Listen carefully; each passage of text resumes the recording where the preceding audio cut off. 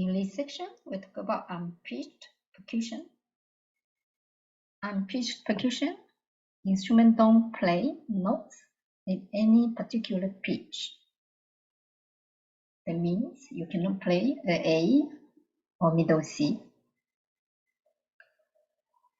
Let's listen how it sounds like.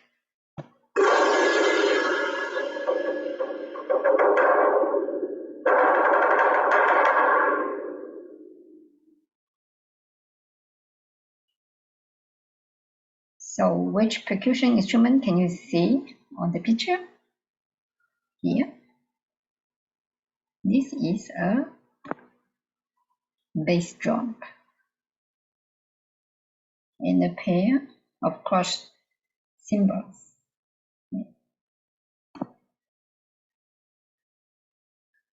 How many instruments can you hear in the recording? You can listen again and get the answer.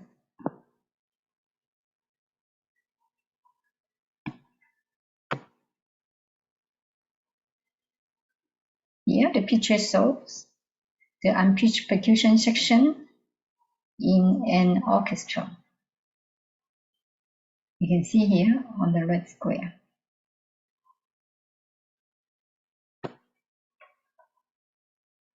Snare drum.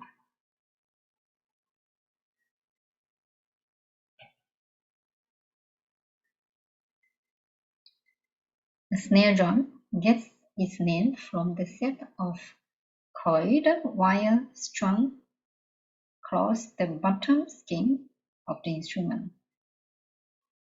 Let's listen first.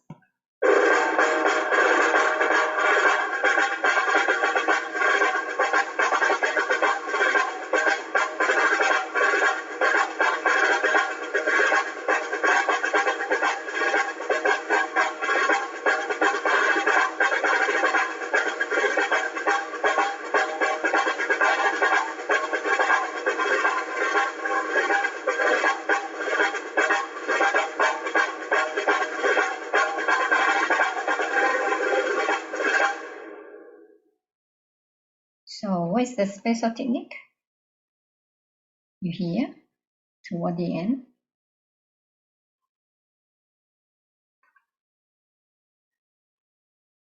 We call a roll, a drum roll. You can see on the picture, this is a snare drum, and it has another name called side drum because players in marching band often hold the instrument at their side and play it.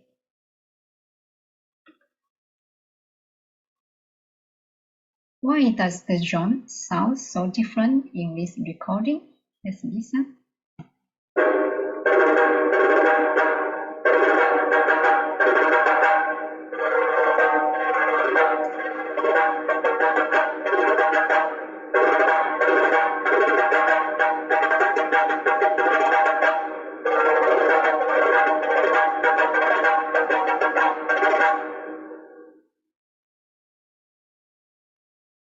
Did you get the answer?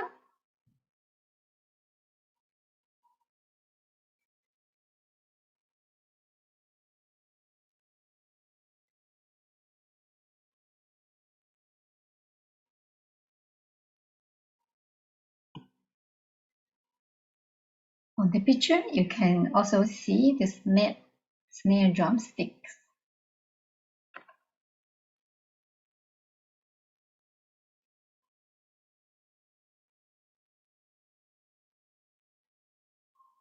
Here on the picture, you can see the underside of the instrument shows the snares.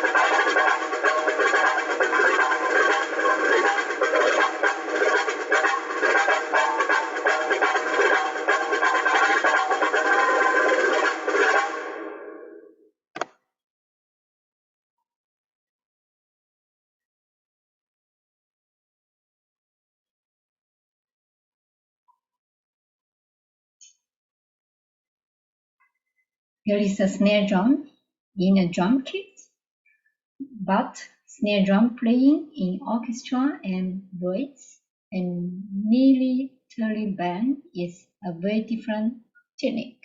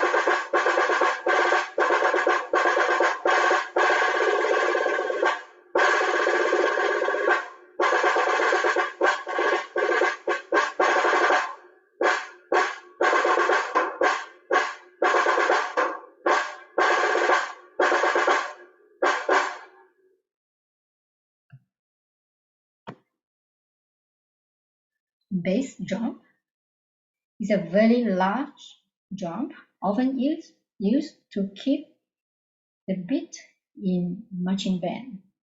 Let's listen how it sounds like.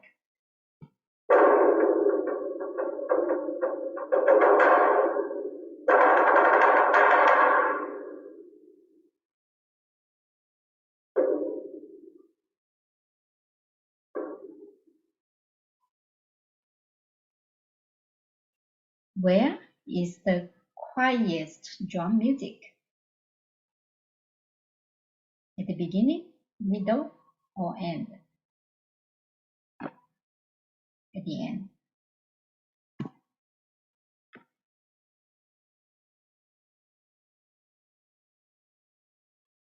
The bass drum is often titled toward the player to make it easier to play.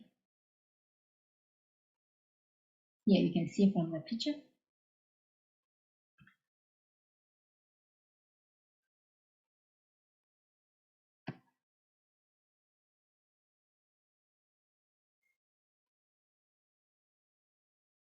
This is one of the easier percussion instruments to learn.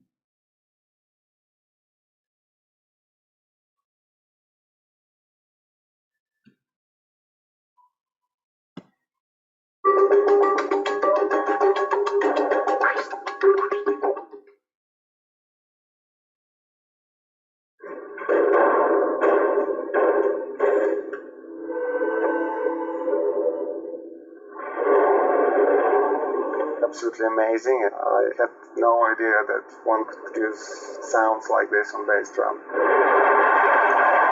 It becomes bigger and bigger and bigger on the stage. It's this fire-breathing dragon.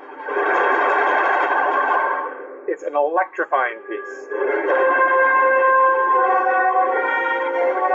It may be the world's first concerto for solo bass drum. The composer is Gabriel Prokofiev, grandson of Sergei Prokofiev and a friend of Princeton music professor Simon Morrison. Completely unlike his grandfather, he does these wonderful club nights in which they mix and match different modern pieces of music. He's got a label that does that. Gabriel Prokofiev's musical background is eclectic. When I was 10 years old, I'd formed a band with a friend doing pop songs. His concerto for bass drum was influenced by British percussionist Joby Burgess. He definitely showed me some new sounds I'd never come across. Burgess is soloist for this world premiere at Princeton University. We've got thimbles, which we use on the metal of the drum. There are super balls, which create friction on the drum shell and on the skins.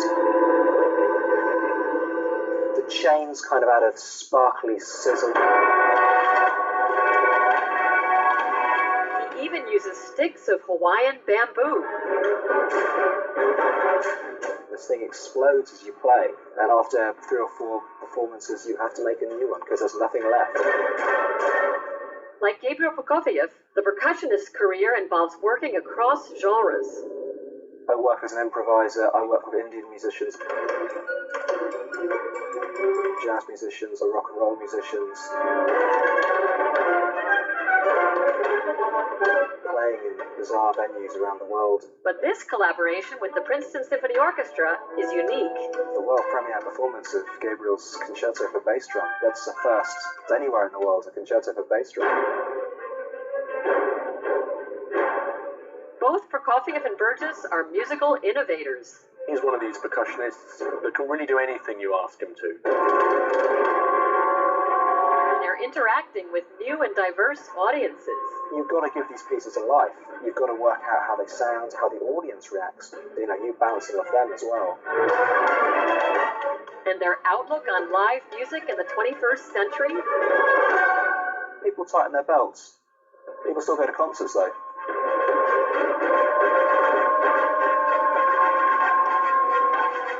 I'm not sure anything's really going to stop us.